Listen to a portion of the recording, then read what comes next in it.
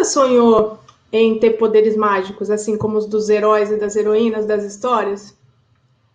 Vocês já repararam que todo mundo sonha em poder voar, ficar invisível? Já pensou qual seria a primeira coisa que vocês fariam se pudessem ficar invisíveis?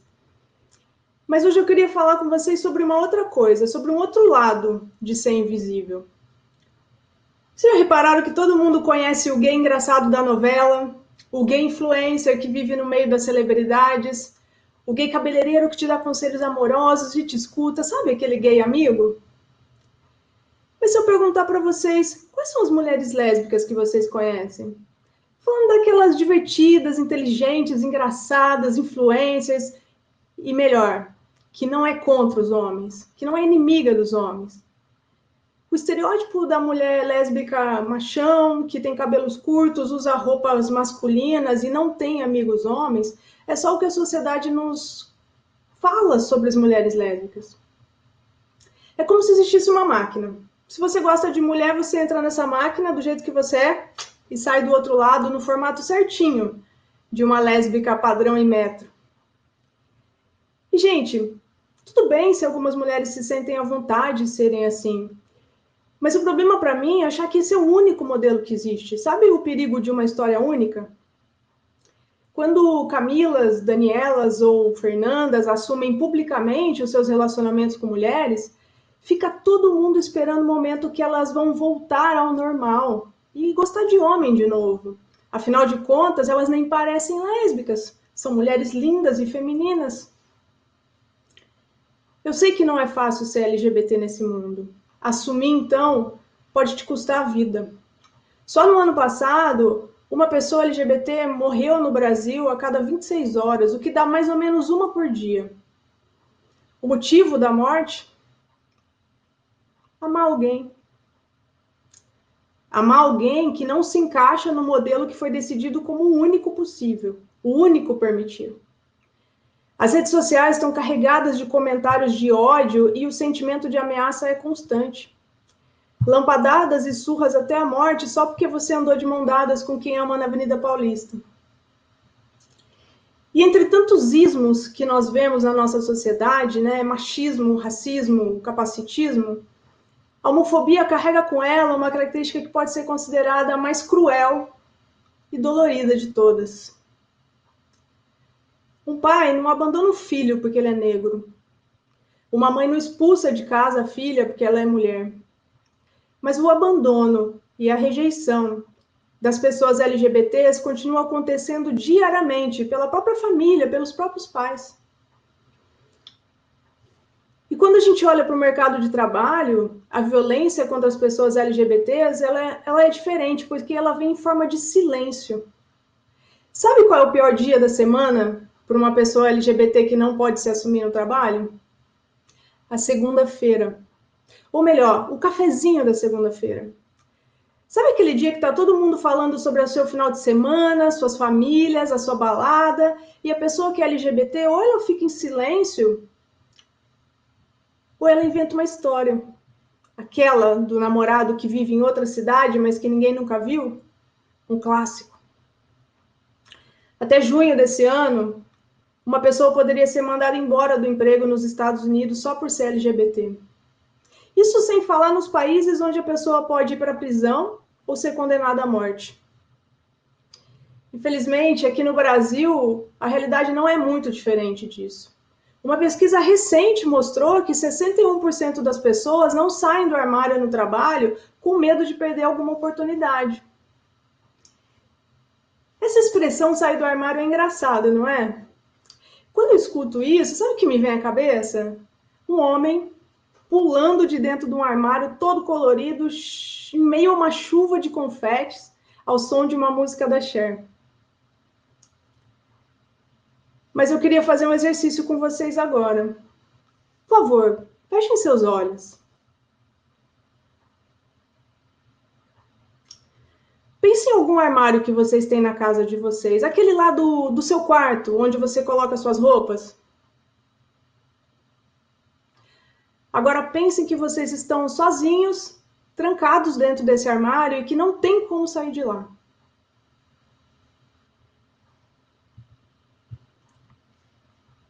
vocês se sentem? Na minha cabeça vem solidão, escuro, pouco ar, medo, desespero. Podem abrir os olhos. Vocês já pararam para pensar como é viver se sentindo assim 100% do tempo? Eu sou uma mulher lésbica. Sapatão, sapa, caminhoneira, isso tudo que usam para descrever uma mulher que ama outra mulher.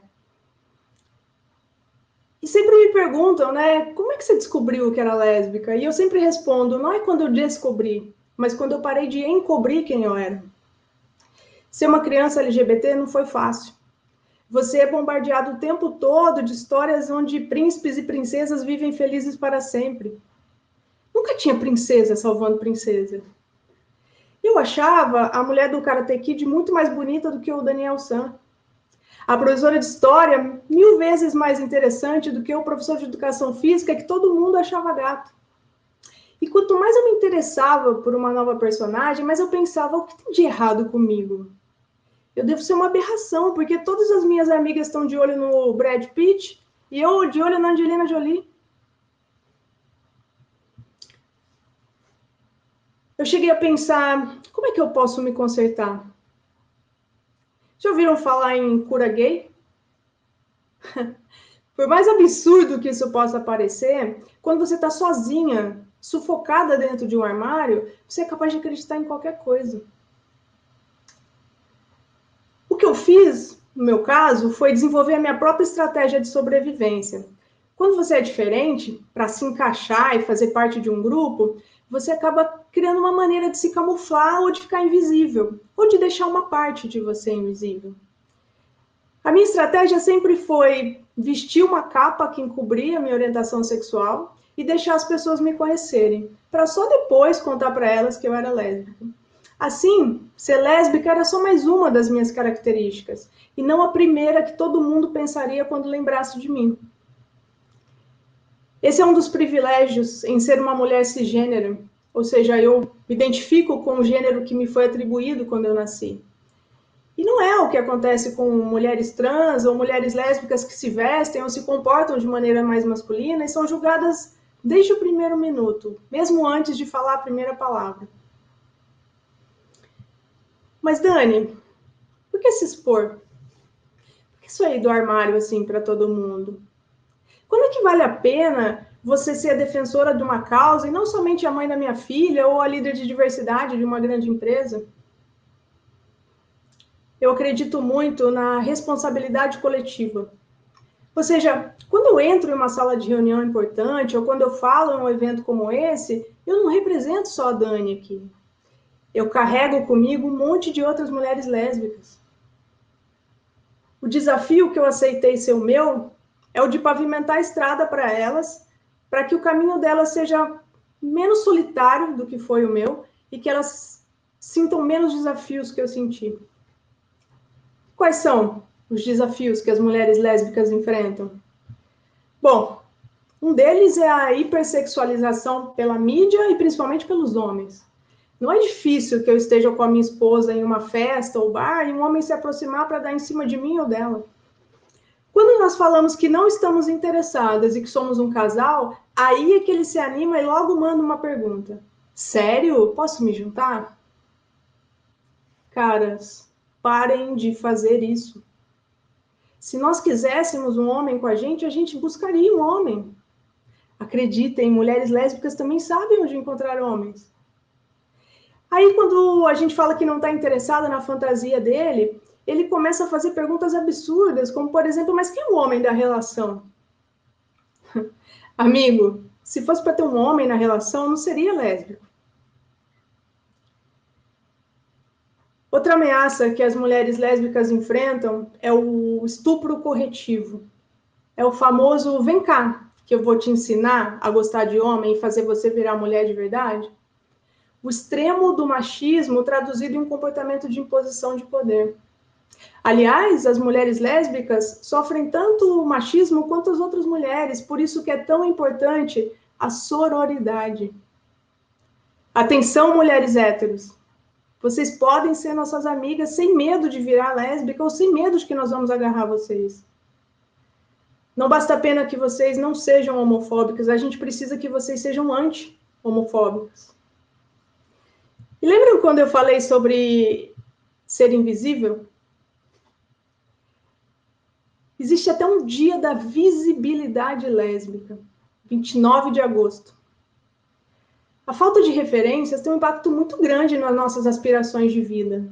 Não ver mulheres lésbicas governantes, líderes, famosas, gera uma sensação de que elas não existem e faz com que milhares de jovens lésbicas não se enxerguem alcançando posições ou cargos de poder.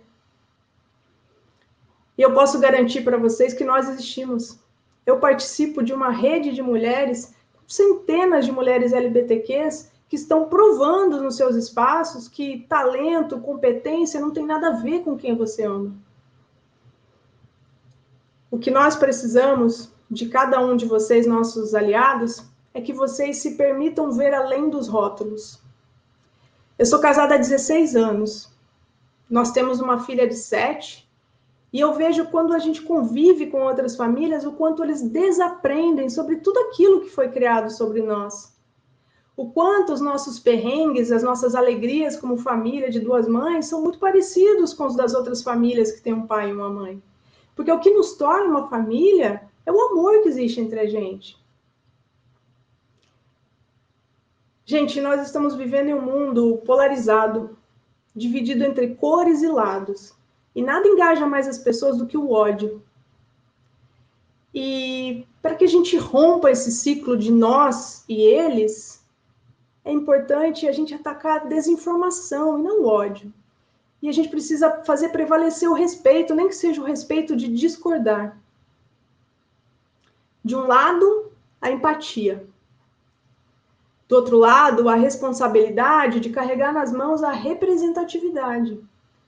A representatividade que pode salvar uma vida e fazer com que alguém sonhe ser visto e não sonhe ser invisível. Você que está por perto, não contribua com a invisibilidade de alguém. Pega o telefone, fala com aquela sua amiga que você consegue vê-la. E você que é lésbica, eu queria só dizer que eu existo e eu sei que você aí também existe. Não seja invisível. Obrigada.